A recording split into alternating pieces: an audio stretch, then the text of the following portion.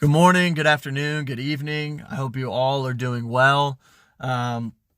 Today, or tonight, I guess, this is the nightly devotion. We'll be going over Psalms 4, and I'm just going to jump in and start reading it. So, Psalms 4, 1. Answer me when I call to you, my righteous God. Give me relief from my distress. Have mercy on me and hear my prayer. How long will you people turn my glory into shame? How long will you love delusions and seek false gods? Know that the Lord has set apart his faithful servant for himself. The Lord hears when I call to him. Tremble and do not sin when you are on your beds. Search your hearts and be silent. Offer the sacrifices of the righteous and trust in the Lord. Many, Lord, are asking, who will bring us prosperity? Let the light of your face shine on us. Fill my heart with joy when their grain and new wine abound. In peace I lay down and sleep, for you alone, Lord, make me dwell in safety. So we start in the first verse. Answer me when I call you, my righteous God. Give me relief from my distress. Have mercy on me and hear my prayer. We can see where David's faith is. It is in God. He is not asking God to answer him, to hear him. He is making a statement. I wish I could remember the exact verse, but in James, when it says, when we ask for wisdom, we're not supposed to doubt, because if we doubt, then we won't receive it. But when we have full confidence in the Lord, he will give it to us. And we can see here that David clearly has full confidence in God, full faith in God that he's going to answer and hear his prayer, because he makes it into a statement. He's not saying, dear Lord, please. He's not asking. He is saying, answer me when I call to you, my righteous God, because that's, again, where his heart is at. His heart is completely for God, and he knows that he's going to respond to him because he has that faith. So we see verse 2, how long will you people turn my glory into shame? How long will you love delusions and seek false gods? And so this is just talking to different people in his nation and who persecute him, basically saying, when will you understand that what I have in God is what's right, what's important, what's meaningful, and what you guys have is essentially meaningless. It's delusional, and it just makes you look stupid, basically. And so going on to the next part, know that the Lord has set apart his faithful servant for himself. The Lord hears when I call to him. And so this is kind of using the other verse 2. So many people question David and trying to make fun of David, and again, they're delusional, but David knows that he has been set apart, that the Lord picked him to be king, picked him to have his bloodline carry the Messiah.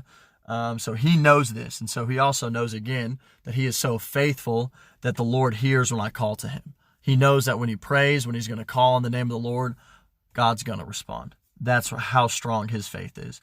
And then verse 4, tremble and do not sin. When you are on your bed, search your hearts and be silent. Offer the sacrifices of the righteous and trust in the Lord. And so verse 4, tremble and do not sin, that's showing we're supposed to have fear in the Lord. And when we get into Proverbs, I will go over a lot of that. The beginning of wisdom is the fear of the Lord, and I'll really, when we get into Proverbs, go into that. But again, the next part is very simple. Do not sin. Don't sin. Simple as that. But this is, when you are on your beds, search your hearts and be silent. Before we go to sleep, whenever we're resting, we need to make sure we're searching our hearts and being silent so we can listen for God's purpose. A lot of the times, our bed is no longer a place of rest until we actually finally fall asleep. It's just another place to be distracted in the world. Because I have a feeling most of y'all, when you're laying in bed, are on your phone, scrolling through Instagram and TikTok and all the other stuff. And I can't say I'm any different, because a lot of the times that's what I'm doing too. But when we're on our beds, we need to be, instead of distracted in the world and what the world gives, just to search our hearts and be silent. Because just like it is now, it could have been back then the same way, except obviously not with phones. But usually when we're laying in bed, we're bored, so we get on our phones, where we could feel lonely. And so in those times when we're bored, distracted, lonely, that just gives an opportunity for sin. a bored mind is a vulnerable mind to sin. And so when we're on our beds about to go to sleep, it's better to be, searching our hearts and listening for God than it is anything else. The next part is offer the sacrifices of the righteous and trust in the Lord. And again, this is written in the Old Testament, and there were different sacrifices and things we're supposed to do. But I'm going to quickly read Romans 12:1. And it says, "Therefore I urge you, brothers and sisters, in view of God's mercy, to offer your bodies as a living sacrifice, holy and pleasing to God. This is your true and proper worship."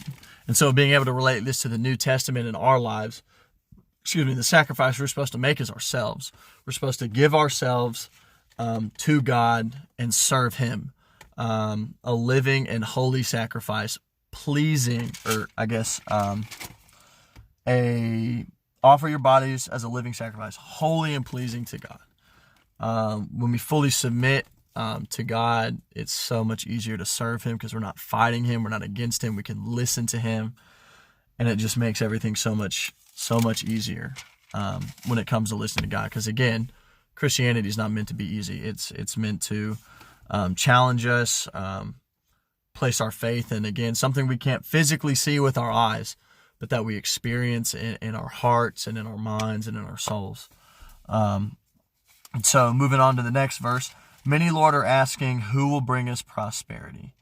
That's the first half of verse 6. And when people don't know God, or when people don't believe, or when people, even though they say they believe, don't really know who God is, they probably ask the question, who will bring us prosperity? Who will get me out of this? Who will do this?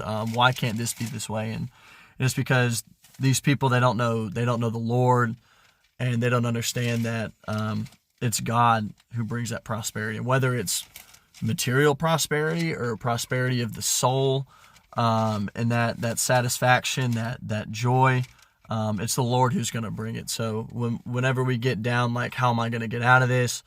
Why won't my depression or anxiety go away? Why won't this or this happen? We need to look to the Lord. And He doesn't always immediately take it away, but we know that He is always there with us. He's feeling what we're feeling. He's comforting us and walking us through whatever it is we're dealing with. But the next part says, let the light of your face shine on us. And that goes, who will bring us prosperity? Basically saying, it's God. The Lord is who's going to bring prosperity. So verse 7, fill my heart with joy when their grain and new wine abound. And so this is comparing two types of joy. And so what my Bible says about it, it says two kinds of joy are contrasted here. Inward joy that comes from knowing and trusting God, and happiness that comes as a result of pleasant circumstances. Inward joy is steady as long as we trust God. Happiness is unpredictable. Inward joy defeats discouragement. Happiness covers it up. Inward joy is lasting. Happiness is temporary. And so when we look at what the world has to offer, the world has to offer happiness, which is, it's a very temporary, it's unpredictable, and the second the world is no longer making us happy, what happens? We go right back to the state of either depression, anxiousness, sadness, anger, whatever it is. But with the Lord, we don't have to do that. When we fully trust in the Lord, His joy is always with us. He satisfies us. He sustains us. And He makes sure that we can have that everlasting joy in Him and not just temporary whatever from the world. And so to finish, in peace I will lie down and sleep, for you alone, Lord, make me dwell in safety. And so this kind of goes back to Psalm 3, or maybe it was 2. In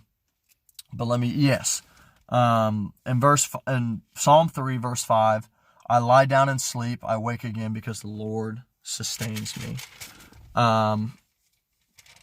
When we're again too busy worrying about the world and what are we going to do tomorrow about said circumstance or anything like that, it's sometimes hard to sleep. We don't have that peace of mind because, again, we're trying to think in terms of how can I do something. But when, again, we give it to God, in peace I will lie down and sleep, for you alone, Lord, make me dwell in safety. So again, when we give it to God, He gives us that peace that allows us to have peace, to sleep. And so that's kind of what I have for y'all today on this psalm, that we need to rejoice in God's peace, His protection. When we have confidence in God, when we fully trust God and don't have that doubts, when we call upon Him, we know He will answer to us. He will listen to us and answer us. And again, He's not always going to say yes to what we're asking, because it might not be good for us. And in that moment, we might say, God, why is this not happening, God? Why? And we need to understand that what God has for us is better. And so a lot of the times we look back on those moments and say, God, I'm so thankful that you didn't give me what I asked for, because it was terrible. And there go my lights. But I guess the video's almost over, so it doesn't matter. But we just need to have that full confidence that He's going to answer us and give us what is best for us. Not what we think is best, but what He knows is best. I love y'all. That's what I have for y'all. And hopefully tomorrow I can go live. When I tried to figure it out and go live, I have to wait 24 hours, and I have to do it on a computer because I don't have 1,000 subscribers, so I can't do it from my phone. But hopefully tomorrow I'll have it figured out so I can go live. And the first thing I really just want to do is just kind of have just a little worship. And I'll probably sit in my car and just worship, have 5, 6, 7 songs played, and y'all can go into your rooms or wherever and join and just kind of sing with me and worship with me from wherever y'all are at. And that's kind of what I want to do. And once I figure it out, I can definitely do more stuff and actually have people playing instruments and give y'all more of live lessons, hopefully, and have it work out like that. But again, I love y'all. Please be safe and get some rest, because it's late.